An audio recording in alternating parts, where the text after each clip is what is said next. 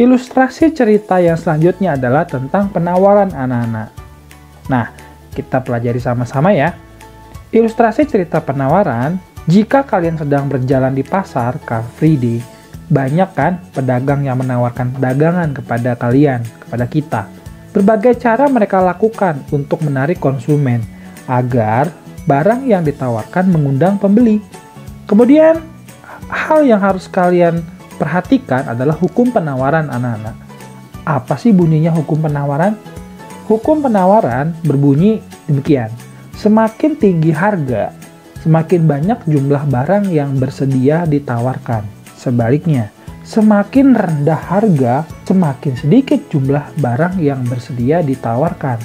Artinya kalau harganya naik, harganya mahal, maka semakin banyak jumlah barang yang ditawarkan. Baliknya, semakin rendah harga, orang-orang produsen mungkin malas untuk menawarkan barang dagangannya karena merasa rugi. Adapun kurva penawaran mempunyai sebuah analisis data juga. Tentunya analisis datanya agak berbeda ya, berbeda dengan analisis data kurva permintaan. Analisis data penawaran bisa kalian perhatikan di gambar berikut ya. Di sini tertera harga per unit adalah 5.000 anak-anak. Kemudian jumlah yang ditawarkan adalah hanya 10. Sedangkan kalian lihat di harga yang paling tinggi yaitu 25.000. Berapa jumlah yang ditawarkan? Lebih banyak, 30. Artinya dengan harga yang lebih tinggi suatu barang, maka produsen, pedagang akan semakin sering menawarkan kepada konsumen. Karena mereka ingin mengambil keuntungan dan meraup laba. Bagaimana ya cara kita membuat kurva seperti permintaan tersebut? Oke, kita pelajari sama-sama anak-anak. Dari analisis tabel berikut nanti akan diperlihatkan bentuk kurva penawaran seperti ini anak-anak. Ini adalah bentuk kurva penawaran dari tabel berikut.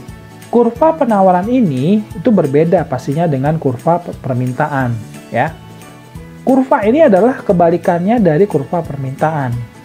Jika harga suatu barang naik, maka barang yang ditawarkan juga akan naik. Begitulah bunyi hukum kurva penawaran. Kurva ini memiliki gradien atau kemiringan slope positif. Artinya, slope pada kurva ini berjalan naik dari pojok bawah kiri ke pojok kanan atas.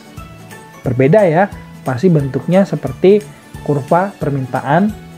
Nah, keterangannya juga hampir sama. Di situ ada P ya, price, harga. Kemudian Q itu kuantitas ya atau quantity, jumlah barang yang diminta. Nah, langkahnya anak-anak itu juga mempunyai hal yang berbeda pastinya. Yang pertama, seperti biasa, kalian harus menganalisis dulu tabelnya. Ya, setelah kalian berhasil menganalisis, kalian harus mengetahui dulu dan kalian harus memahami harga per unit dan jumlah yang ditawarkan. Harga per unit yang pertama adalah 5.000. Jumlah yang ditawarkannya sedikit sekali, hanya 10. Sedangkan harga per unit yang mahal atau harga yang tinggi 25.000, jumlah yang ditawarkan ada 30 unit. Nah, jadi nanti kita akan mencoba ya bagaimana cara menyusunnya. Langkahnya sama ya.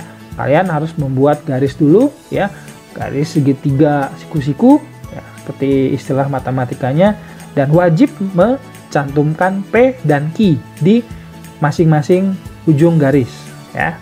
Setelah itu kalian berhasil memasukkan hurufnya P dan Q, kalian menginput harganya ya. Jumlah yang diminta kalian input, kalian masukkan, kemudian harganya kalian masukkan. Harus seimbang ya, jangan sampai tumpang tindih atau naik turun ya, harus sejajar ya dengan apa yang harga per unit dan jumlah yang ditawarkan.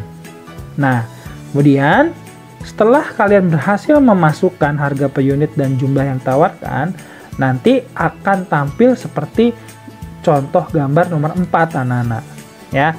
Sama seperti yang kurva permintaan.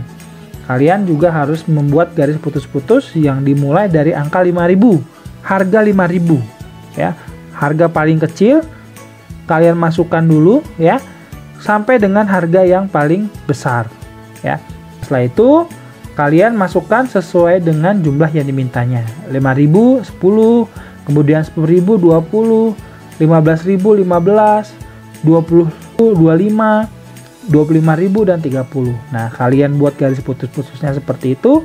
Kemudian dari ujung 5.000 dan 10, jumlah minta di 10, kalian buat titik dan kalian tarik ke atas sampai dengan titik 25.000, jumlah yang diminta sebesar 30.